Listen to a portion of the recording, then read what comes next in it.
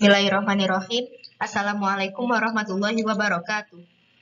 Saya, Almatria Mentari, akan mempresentasikan tentang kepribadian Muhammadiyah dengan tujuan menyelesaikan ujian praktik kemuhammadiyahan kelas 9. Di sini ada beberapa submateri yang akan kita pelajari dalam bab kepribadian Muhammadiyah. 1.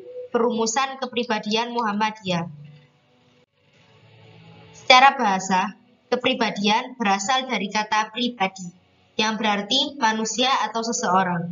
Sedangkan secara istilah, kepribadian menunjukkan sifat hakiki yang tercermin pada diri seseorang atau suatu bangsa, yang dapat membedakan dirinya dengan orang atau bangsa lain. Maka, kepribadian Muhammadiyah merupakan rumusan yang menggambarkan hakikat Muhammadiyah, dasar dan pedoman amal usaha perjuangannya, serta sifat-sifat yang dimiliki Muhammadiyah. Kepribadian Muhammadiyah merupakan salah satu rumusan dari persyarikatan yang disahkan melalui Muktamar Muhammadiyah ke-35 tahun 1962 di Jakarta, atau yang disebut dengan Muktamar setengah abad. Terjadi saat kepemimpinan Haji Muhammad Yunus Anis. Kepribadian Muhammadiyah memang disahkan pada saat kepemimpinan Haji Muhammad Yunus Anis.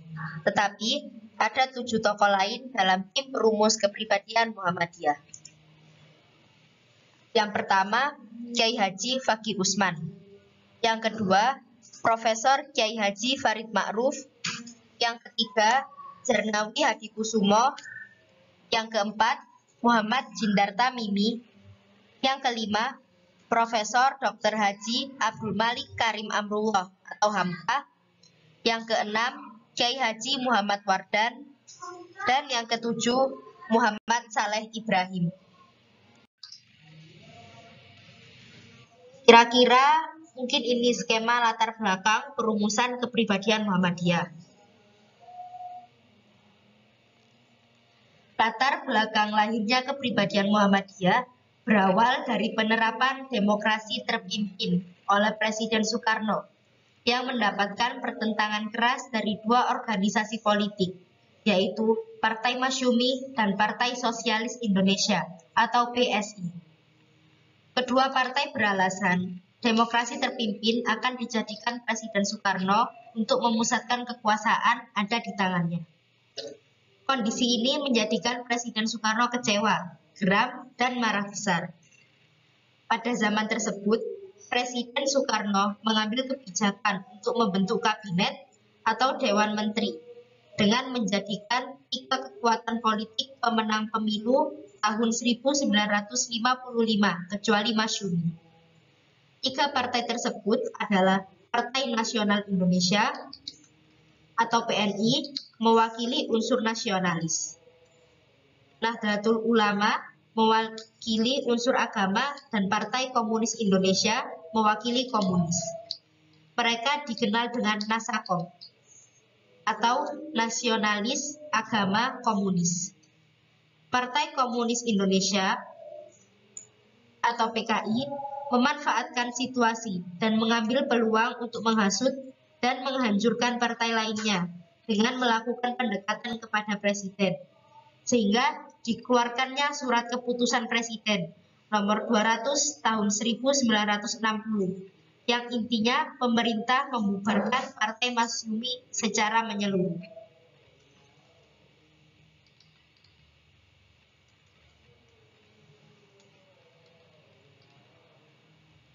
Pada saat bersamaan, seiring dengan bubarnya Masyumi, banyak warga persyarikatan yang sebelumnya berjuang dalam medan politik praktis kembali ke Muhammadiyah. Namun, karena sudah terbiasa dengan perjuangan cara politik, maka dalam berjuang dan beramal dalam Muhammadiyah pun masih membawa cara partai. Peneguhan penting dilakukan, mengingat semakin pesatnya perkembangan Muhammadiyah di seluruh bumi Nusantara, dan dikhawatirkan sifat dasar Muhammadiyah akan menghilang dari keseharian warganya. Di tengah-tengah kegalauan setelah dibubarkannya Masyumi, pimpinan pusat Muhammadiyah menyelenggarakan kursus pimpinan pusat Muhammadiyah yang berlangsung di Yogyakarta pada bulan Ramadan 1381 Hijriah dengan menghadirkan salah satu penceramahnya, yaitu Kiai Haji Fakih Usman, dengan judul "Apa sih Muhammadiyah itu?". Dalam pidatonya, beliau menguraikan tentang jati diri, apa dan siapa Muhammadiyah. Pidato Kiai Haji Fakih Usman memperoleh respon positif di kalangan pimpinan dan anggota Muhammadiyah. 2. Matan kepribadian Muhammadiyah.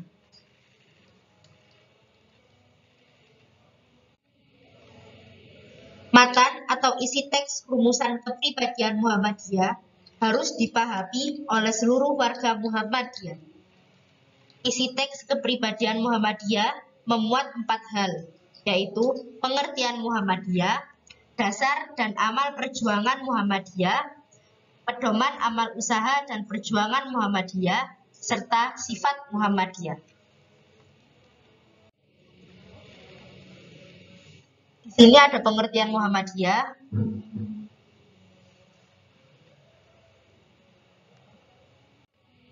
Lalu ini dasar dan amal perjuangan Muhammadiyah.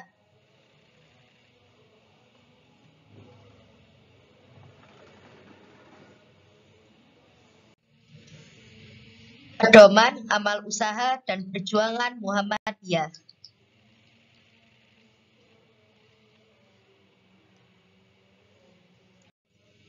Dan yang terakhir ada sifat Muhammadiyah.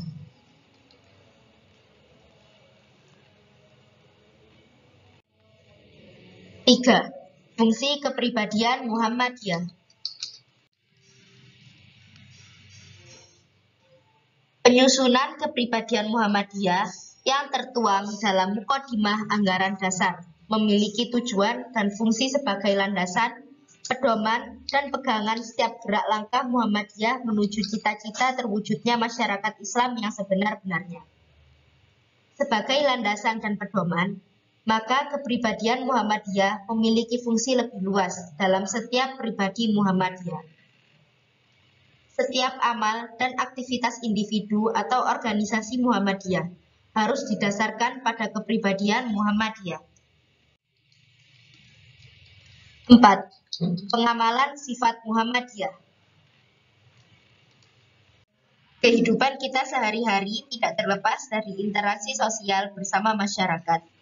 Warga Muhammadiyah hendaknya memperhatikan sifat-sifat Muhammadiyah dalam pengamalan kehidupan sehari-hari. Ketahanan Muhammadiyah yang hingga saat ini bisa tetap terdepan dan berkemajuan dalam berkontribusi di kehidupan bermasyarakat, berbangsa, dan bernegara tidak terlepas dari berbagai sifat yang melekat menjadi karakter kepribadian organisasi.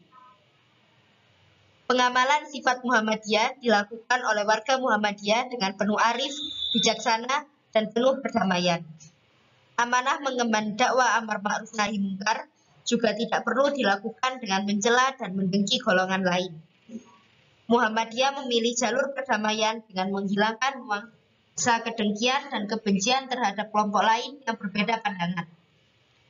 Sifat beramal dan berjuang untuk perdamaian tidak hanya dipraktekkan Muhammadiyah dalam lingkup lokal di Indonesia, tetapi juga mengambil kiprah di tingkat internasional. Di antara peran Muhammadiyah di kancah dunia adalah menjadi bagian dalam penyelesaian konflik Muslim Thailand dengan pemerintah Thailand, pemerintah Filipina dengan Muslim Moro, membantu dalam aksi kemanusiaan terhadap Muslim Rohingya, keterlibatan dalam World Peace Forum, serta Steering Committee di Persatuan Bangsa-Bangsa. Muhammadiyah mengamalkan ukhuwah Islamiyah dalam konteks kehidupan yang majemuk. Hal ini pernah dicontohkan oleh Rasulullah tatkala mempersatukan dan mempersaudarakan kaum Muhajirin dan Ansor di Madinah. Aktivitas tersebut tentunya didasarkan pada kesamaan iman dengan makna yang lebih mendalam dibanding bentuk kerjasama lain yang tidak dilandasi dengan ketauhidan. Di sini ada sedikit kutipan dari Kiai Haji Ahmad Dahlan.